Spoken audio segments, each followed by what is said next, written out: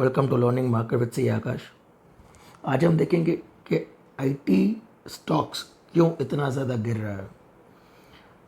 पहले मैं ये सोच रहा था कि इंडिविजुअली जो भी रिजल्ट्स लास्ट वीक आया है टीसीएस का, तो मैंने एक शॉर्ट्स अपलोड किया हुआ है। फिर उसके बाद मैं सोच रहा था एचसीएल का भी अपलोड कर दूँ।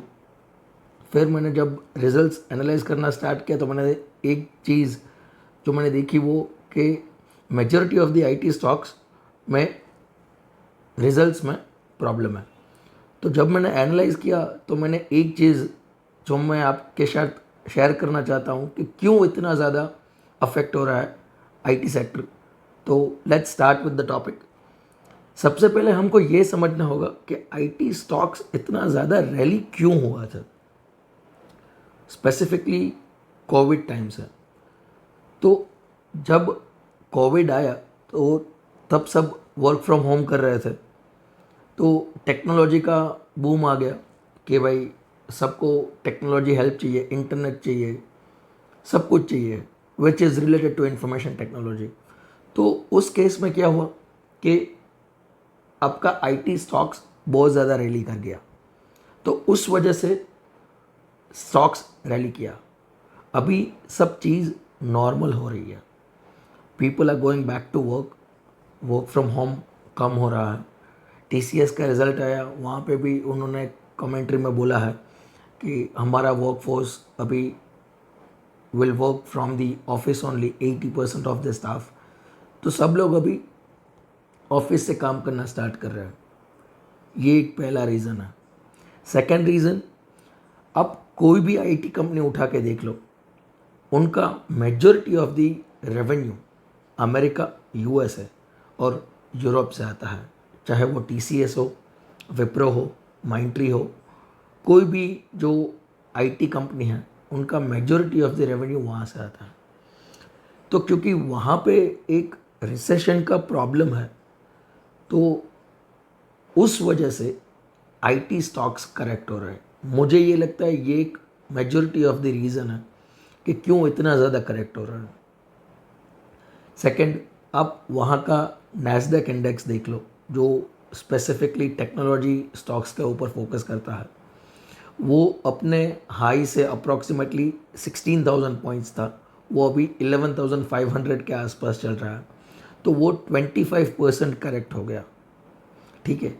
लेकिन जब आप इंडिविजुअल स्टॉक्स देखोगे, फॉर एग्जांपल नेटफ्लिक्स देख लो, फेसबुक देख लो, तो वो उससे ज़्यादा करेक्ट हुआ है। नेटफ्लिक्स क्यों इतना ज़्यादा करेक्ट हुआ?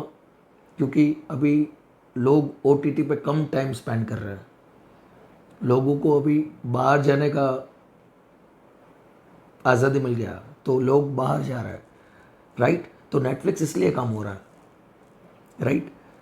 अभी आपका नेक्स्ट क्वेश्चन आएगा कि सर अभी भी और करेक्शन बाकी है। ये मैं नहीं कह सकता कि और करेक्शन बाकी है, लेकिन मुझे ये लगता है कि इससे ज़्यादा बहुत कम नहीं जाएगा। हार्डली 5-10% आईटी इंडेक्स करेक्ट होगा और स्टॉक्स भी हार्डली 5-10% करेक्ट होगा। हमारा आईटी इंडेक्स है, ठीक है, वो अपने टॉप 39,000 से अभी 26,000 समथिंग है, तो ऑलमोस्ट 27% करेक्ट हो गया, राइट। तो ये अच्छा टाइम है अक्यूमुलेट करने का। तो आपका ये क्वेश्चन आएगा कि सर कितना अक्यूमुलेट करें। तो मेरा ये एक रिकमेंडेशन नहीं है, सजेशन है कि आप अक्यूमुलेट कीजिए, ठीक है, लेकिन कितना अक्यूमुलेट कीजिए। जितना आपका सेक्टरल अलोकेशन आईटी में है उसका सिर्फ 20% अभी आप अलोकेट कीजिए, ठीक है।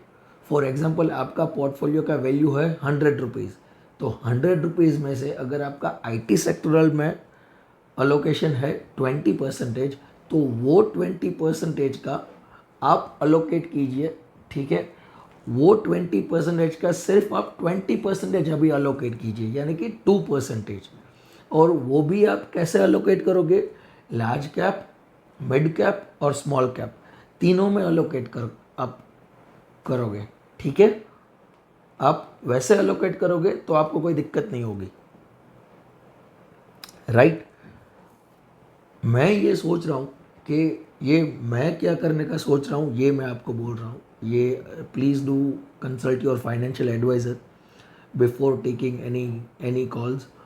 मैं ये सोच रहा हूँ कि अगर मुझे टी सी एस 2700 पे मिल जाए तो मैं वो बाई कर लूँगा। तो मैं क्या सोच रहा हूँ कि मैं अगस्त सीरीज़ का 2700 का पुट बेच दूंगा with an intention to take delivery, right. तो उसमें कोई दिक्कत नहीं लग रहा है मुझे। ये एक मैं सोच रहा हूँ।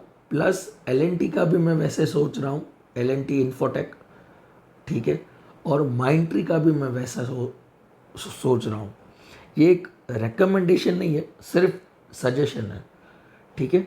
And thank you for listening me out.